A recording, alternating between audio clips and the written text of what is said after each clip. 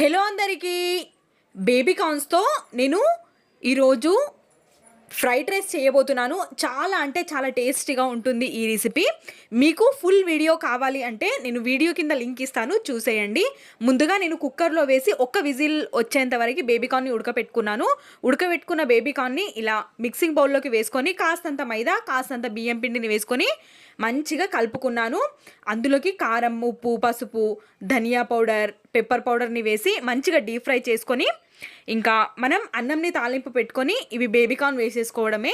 ఇలా ఈ వీడియో మీకు ఫుల్ రెసిపీ కావాలి అని అనుకుంటే కింద లింక్ ఇస్తాను, చూసేయండి వీడియో కింద.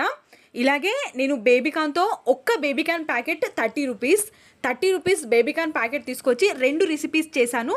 ఒకటి కర్రీ, ఒకటి బేబీ కార్న్ ఫ్రైడ్ రైస్. అలాగే మరెన్నో రెసిపీస్ మీకు కావాలి అంటే నా ఛానల్ని సబ్స్క్రైబ్ చేసుకోవాలి. సబ్స్క్రైబ్ పక్కన ఉన్న